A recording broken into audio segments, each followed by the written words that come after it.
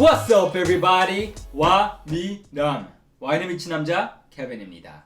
오늘 편도 많은 요청이 있었던 편인데요. 와인에 있어갖고 굉장히 특별한 카테고리의 와인을 여러분들한테 소개를 해드리고 싶어요. 이 와인은 만드는 방법 자체부터가 굉장히 다른데 그러기 때문에 맛에서 굉장히 독특한 맛이 나고 특히나 양주를 좋아하시는 분들이 많이 좋아할 수 있는 와인인 것 같아요. 오늘 편은 바로 주정 강화 와인입니다.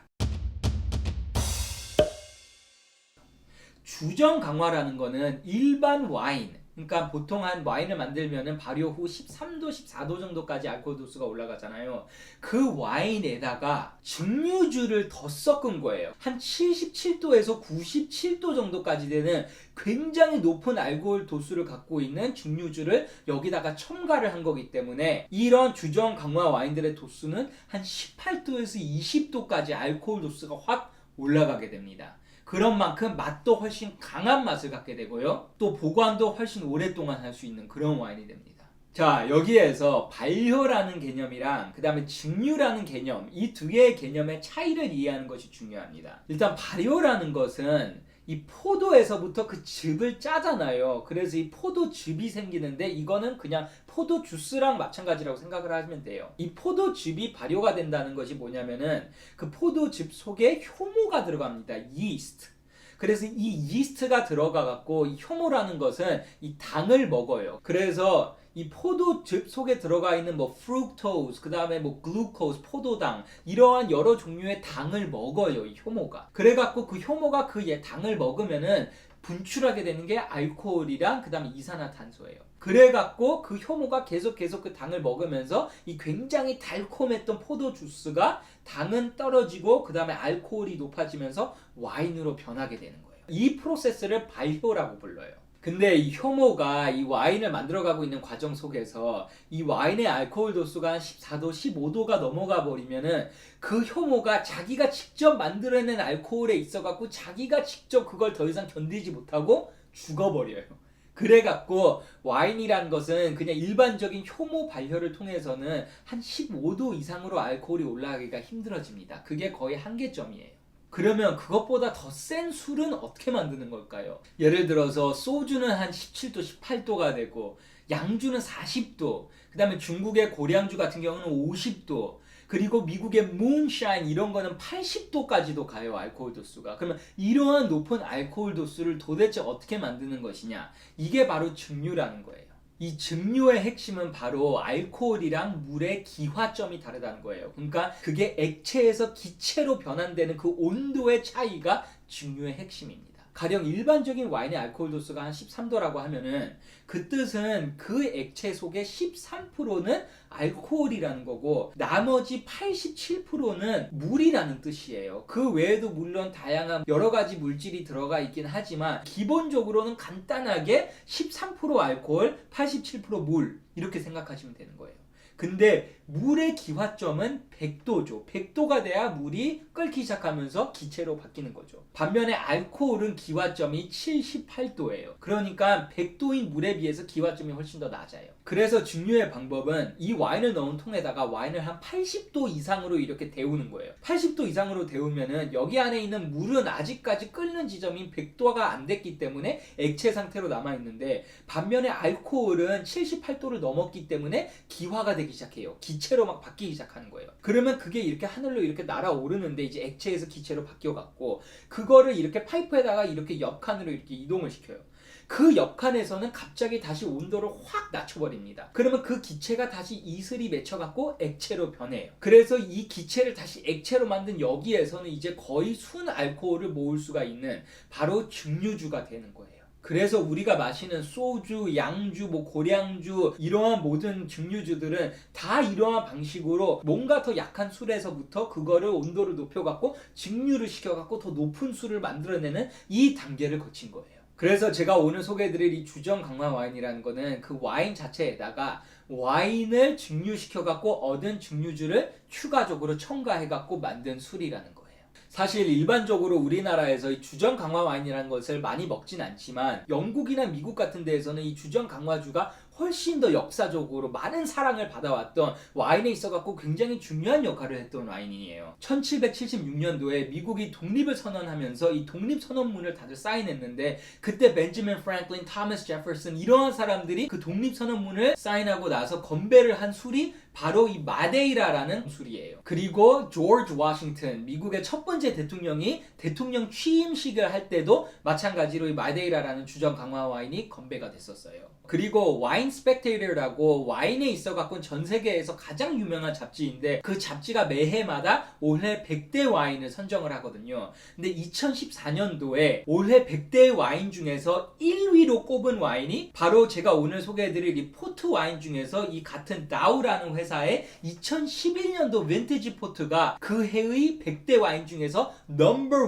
1, 1위를 한 와인이 됐었어요. 그만큼 사실 이 주정 강화 와인이라는 거는 이 와인에 있어갖고 정말로 중요한 위치를 차지하고 있는 꼭 먹어볼 필요가 있는 아주 특별한 와인입니다. 그래서 주정 강화의 종류가 사실 세계에 여러 가지 있지만 그 중에서 세계 3대 주정 강화 와인이라고 하는 게 있어요. 그 3대 주정 강화 와인이 오늘 소개해드릴 포트 와인, 쉐리 와인, 그리고 마데이라 와인입니다. 이 세 개 각각에 대해서 좀 더 깊이 있게 설명을 해드리기 앞서갖고 일단은 한번 큰 그림으로서 이 세 개의 차이점을 알려드릴게요. 일단 처음으로 소개해드릴 포트 와인은 와인에다가 fortification, 주정 강화를 한 와인을 포트 와인이라고 불러요. 두 번째 소개해드릴 쉐리 와인은 fortification, 주정 강화에다가 oxidation, 산화까지 거친 거예요. 그러니까 공기 접촉을 오랫동안 한 거죠. 그리고 세 번째로 소개해드릴 마데이라 와인은 fortification, 주정 강화에다가 oxidation, 산화에다가 metallization, 열화까지 한 거예요. 그래서 굉장히 높은 온도에다가 오랫동안 숙성을 시킨 거예요. 간단하게 이렇게 이 세 개의 와인의 차이를 생각을 하시면 돼요. 자, 그럼 이 중에서 첫 번째로 소개해드릴 와인은 바로 포트 와인입니다. 두둔둔둔둔.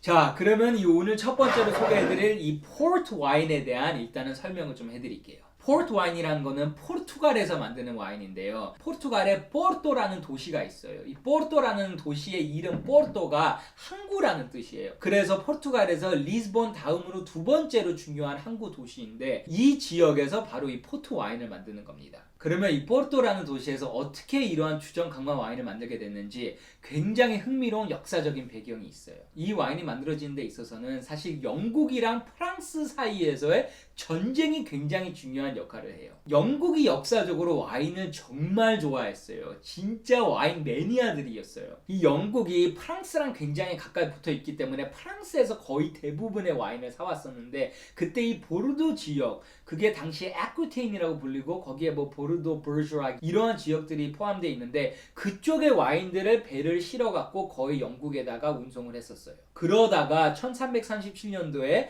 영국이랑 프랑스 사이에서 100년 전쟁을 시작하게 됩니다. 이 100년 전쟁을 시작하면서 프랑스랑 전쟁 중이기 때문에 전쟁 중에 갑자기 야 근데 와인 좀 우리 좀 주면 안 돼? 이렇게 말할 수가 없잖아요. 그러다 보니까 이 와인의 이 공급이 끊긴 거예요. 하지만 아무리 영국이 전쟁 중이라고 하더라도 그렇다고 와인을 안 마실 수는 없잖아요. 그 맛있는 와인을. 그래서 이 와인은 어딘가에서 새로 구해야 된다라고 생각을 하다가 그러면 우리가 어디서 구할 수 있지? 해갖고 프랑스 아래에 있는 포르투갈이랑 스페인을 바라보게 된 거예요. 이쪽 지역에서도 그 당시에 와인을 만들고 있었고 배로서 영국까지 운송하기가 그나마 수월했기 때문에 포르투갈에 가서 와인을 사가기 시작합니다. 그래서 포르투갈에서 이 와인을 막 실어갖고 영국으로 보내고 있는데 그 당시에는 포르투갈에서 영국까지 가는 그 배의 여정도 사실은 짧은 여정이 아니었어요. 무슨 전기 모터가 있는 것도 아니고 정말로 그냥 그 배가 바람을 타면서 가야 되는 건데 그래서 이 포르투갈에서부터 영국까지 와인을 실어서 가는데 막상 영국에 도착했더니 어떨 때는 와인이 괜찮지만 어떨 때는 그 와인이 그 여정을 견디지 못하고 상해버리는 거예요. 그래서 딱 뜯어갖고 한 잔을 딱 먹어봤더니 완전 식초가 돼 있는 거예요. 그래서 어떻게 하면은 이 문제를 해결할 수 있을까? 우리는 와인이 필요하다. 이러면서 이 영국 사람들이 사실은 포르투갈 사람들이랑 같이 논의 끝에 그러면 이 와인에다가 와인을 증류시킨 포도 브랜디를 넣자. 그래서 이거를 알코올 도수를 올려갖고 상하지 않게 만들자. 해갖고 나온 게 이 주정 강화 와인입니다. 그래서 그렇게 자신들의 와인에다가 주정을 강화했더니 그 와인들은 영국까지의 여정을 지나고도 상하지가 않는 맛있게 먹을 수 있는 와인이 돼서 주정 강화 와인이 탄생을 하게 된 겁니다. 자, 그러면 다음으로는 포트 와인이 어떻게 만들어지는지에 대해서 설명을 드릴게요. 이 포르토라는 이 도시가 이 항구인데 거기에 강이 하나 흘러요. 너우로라는 강입니다. 근데 이 강이 시작하는 거는 사실은 스페인에서부터 시작을 해요. 스페인에서 가장 유명한 와인 생산지 첫 번째가 리오카인데 두 번째가 리베라 델 두에로거든요. 그 두에로라는 강 때문에 리베라 델 두에로라고 부르는데 그 두에로 강이 흘러서 포르투갈로 넘어가면은 도우로로 바뀌는 거예요, 이름이. 그래서 그 노우로라는 곳에서 이 와인이 길러지는 거예요. 이 노우로에서 포도를 기르는 게 굉장히 힘들어요. 경사가 높게는 60도까지의 경사가 있기 때문에 진짜로 가파른 곳인데 거기서 정말 옛날서부터 포도를 길렀어요. 1756년도에 이 노우로라는 지역에서 이 포트 와인을 기를 수 있는 그 구역을 딱 지정을 해놨어요. 이 속에서만 포도를 길러야 제대로 된 포트 와인이다 라고 해서 딱 그 구역을 이렇게 한정을 지었는데 그러한 구역을 한정 짓는 거가 1756년도에 있었던 거는 세계에서 가장 빠른 곳 중에 하나예요. 거의 이 1700년대에 있었던 거는 끼안티에 있었고 헝가리의 토카이에 있었고 그리고 이 포르투갈의 이 도우로 그 세 구역만 그 당시서부터 벌써 이 지역 고유의 와인을 만들기 위해서는 딱 이 구역 내에서만 와인을 만들어야 된다고 이렇게 지역을 한정지었던 곳이에요. 그만큼 이 도우르 지역에서 이 포트 와인을 역사적으로 굉장히 오래 전서부터 만들어 왔습니다.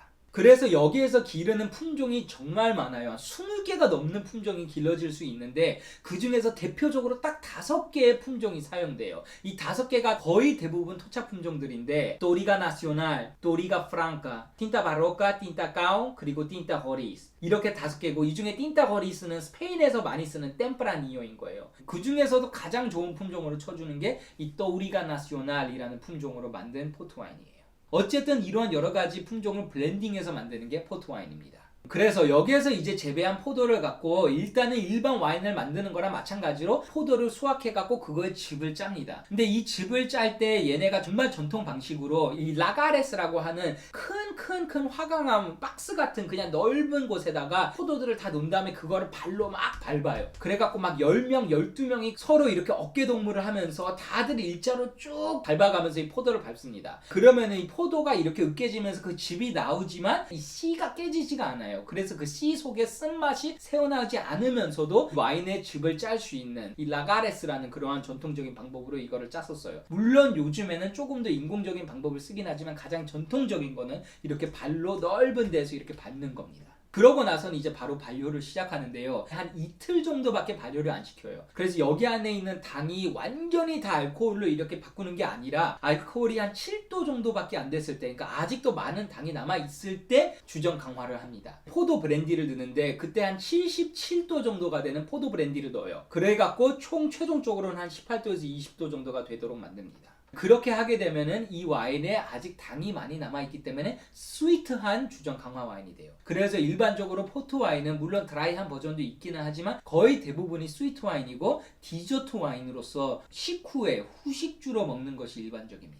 이렇게 해서 만든 이 포트 와인이 이제 숙성 단계에 접어들어갔고 종류가 다양하게 나눠집니다. 그래서 사실은 정말 많은 종류의 포트 와인이 존재를 하지만 간단하게 제가 설명을 드리자면은 6개의 타입으로서 간단하게 생각을 하실 수 있을 것 같아요. 일단은 가장 큰 구분으로는 루비 포트 와인이 존재하고 타니 포트 와인이 존재해요. 이 두 가지의 차이가 굉장히 간단해요. 루비 포트 와인은 굉장히 큰 통, 또넬 아니면 발세이로라고 하는 큰 통에다가 숙성을 시킨다는 거고 반대로 토니 포트는 이 작은 한 550리터가 되는 통에다가 숙성을 시킵니다. 참고로 프랑스에서 쓰는 바리크가 한 225에서 250리터니까 그거에 비해서는 조금 한 2배 정도가 되는 크기이긴 하지만 여전히 그 큰 루비 포트를 저장하는 통에 비해서는 그래도 훨씬 작은 통에 속해요. 그래서 이 구분으로서 큰 통에는 루비 그리고 작은 통에 숙성시킨 건 타니 크게는 이 두 개로 구분되고 각각마다 이제 그 가장 기본적인 엔트리급의 루비랑 타니 포트가 존재하고 그 위에 조금 더 고급 와인들이 존재를 하는 거예요. 둘 다 엔트리급은 한 3만원대서부터 구매를 하실 수 있기 때문에 사실 가격 부담 없게 드시려면 이 엔트리급을 드시면 되는데 그것보다 조금 더 고급인 것들은 일단은 이 루비 포트에 있어갖고 더 고급 버전이 LBV라고 하는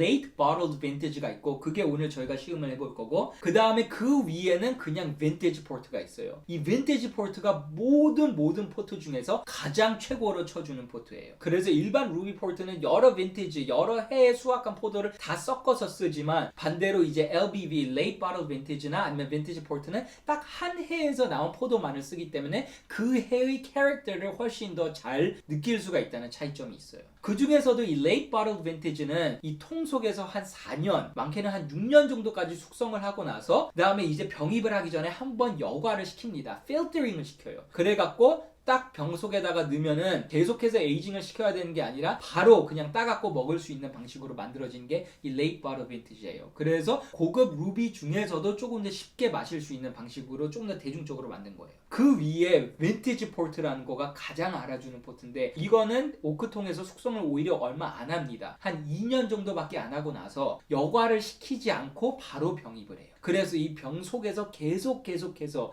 이 진화가 될 수 있는 방식으로 하는 게 이 빈티지 포트예요. 그래서 우리가 오늘 마셔볼 이 모든 주정 강화 와인들은 사실 양주랑 마찬가지로 티탑 마개로 돼 있어요. 그래서 따로 뭔가 이 와인 오프너가 필요 없이 그냥 저희가 손으로 딸 수 있게 만드는데 이 빈티지 포트에 한해서는 일반 와인과 마찬가지로 이 두껍고 큰 콜크를 써갖고 이 와인 오프너가 필요한 그런 방식으로 만들어진다는 차이점이 또 있어요. 그리고 이 Late Bottled Vintage는 빈티지가 매해마다 나오지만 그냥 빈티지 포트는 10년 중에서 거의 정말로 품질이 좋았던 한 3년, 4년 정도만 나온다고 생각을 하시면 되고 그 해를 이 빈티지 포트로 선언하기 위해서는 이 포르투 지역에 있는 IVDP라고 하고 있는 심사기관에서 그 해의 와인을 먹어보고서 아 이번 빈티지가 정말로 좋긴 하구나 해갖고 승인을 해줘야만 그 해가 빈티지 포트가 될 수 있을 만큼 정말 굉장히 까다롭게 이 빈티지 포트를 정합니다. 하지만 그 빈티지 포트가 좋을 때는 정말 와인 스펙테이터에서 그 해 100대 와인 중에서 1위를 꼽을 정도로 정말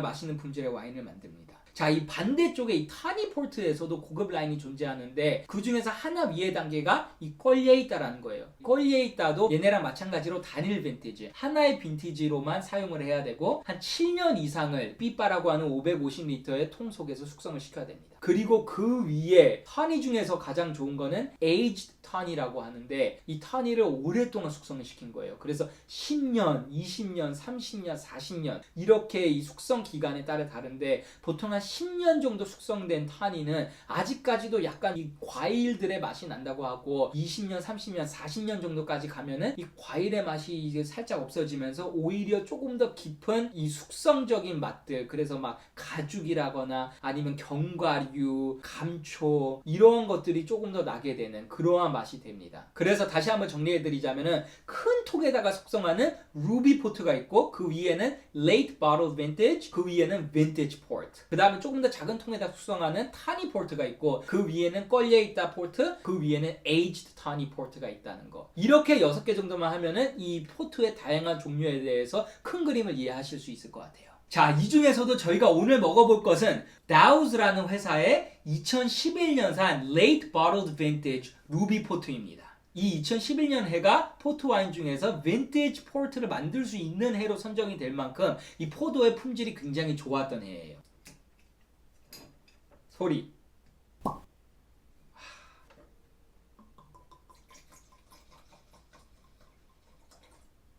보통 이러한 포트와인 같은 주정 강화 와인을 마실 때는 조금 더 작은 잔에다가 마시기도 해요. 그리고 보통 서빙 사이즈도 조금 더 적은 양을 마시는데 저 같은 경우에는 이 충분한 향을 느끼기 위해서 일반 와인잔에다가 먹는 것을 선호합니다. 자, 색을 보시면 일단 색이 굉장히 진해요. 약간의 보라색이 보이긴 하지만 그래도 진한 빨간색 쪽에 가깝고요. 이 와인들은 알코올 도수가 높기 때문에 tear라고 하는 이 눈물, 이 줄기가 훨씬 더 명확하게 이 잔에 맺히는 걸 볼 수가 있어요. 정말 색에서부터 이렇게 이 와인의 이 농축성이 보이는 것 같아요. 정말 진합니다. 향을 볼게요. 이 일반 와인 중에서 가장 진할 수 있는 와인 중에 하나가 저는 아마로네라고 생각하거든요. 이태리의 이 아마로네가 이 아빠시멘토를 거치면서 이 농축된 포도의 즙을 쓰기 때문에 정말 진한 와인이 될 수 있는데 그것보다 더 진한 게 나올 수 있는 거는 이러한 주정 강화 이 포트인 것 같아요. 이 당도랑 함께 이 과실의 향들이 살아있다 보니까 이 아마로네랑 비교가 될 수 있는 그러한 과일의 향들도 같이 나는 것 같아요. 정말 농축된 자두의 향도 나고 프룬이라고 하는 건자두, 건 라즈베리 이러한 좀 뭔가 건조시킨 과일들의 맛이 나고요. 향에 있어서도 알코올이 코를 살짝 그 찌르는 매력이 확실히 느껴집니다. 이 알코올 도수는 20도이니까 우리가 평상시에 먹는 소주보다도 조금 더 높은 도수죠. 자, 그러면 맛을 보겠습니다.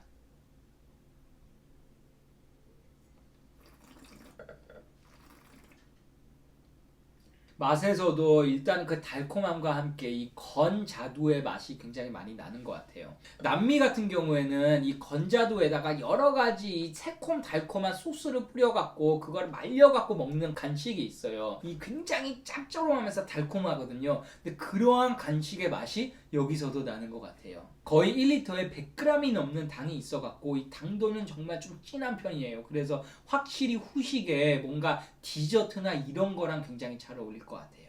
와인 중에서 진하고 달콤한 와인을 좋아하시는 분들은 이 와인을 정말 좋아하실 것 같아요.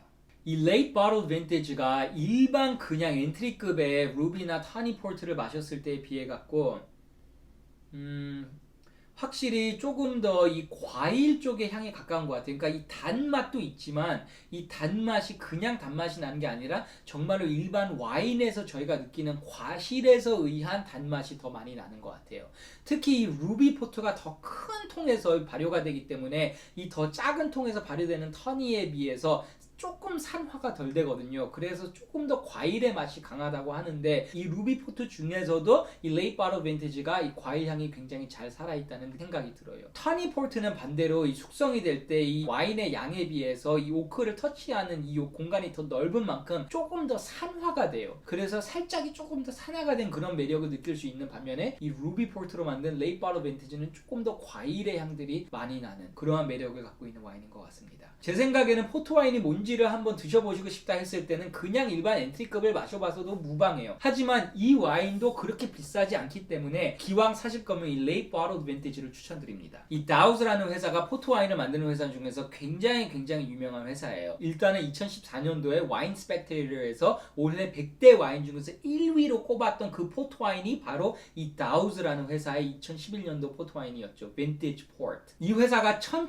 1798년도에 처음으로 브루노 다 실바라는 사람에 의해 갖고 설립이 됐는데 그 사람은 오히려 반대로 포르투갈 사람이 영국에 가서 영국에다가 오히려 자리를 잡았어요. 그래서 자기네 이 포트 와인을 영국에다가 막 수출을 했었는데 그러다가 이 나폴리onic war, 이 나폴레온 전쟁들이 막 터지기 시작하면서 갑자기 포르투갈에서 영국까지 막 왔다 갔다 배로 하는 게 위험해진 거예요. 그래서 거의 역사적으로 정말로 특별하게 영국에서 이 다우스라는 회사한테 포트 와인을 영국으로 보낼 때 영국의 해군을 같이 경호를 보냈어요. 그래갖고 정말로 그 가는 여정에 아무런 탈이 없도록 영국 해군이 지키던 굉장히 특별한 대우를 받았던 다우스라는 회사입니다. 이 회사가 1970년대에 이제 세밍턴이라고 하는 그 영국계 포트 와인을 만드는 유명한 회사에 매각이 돼갖고 지금은 이 세밍턴에서 소유를 하고 있습니다.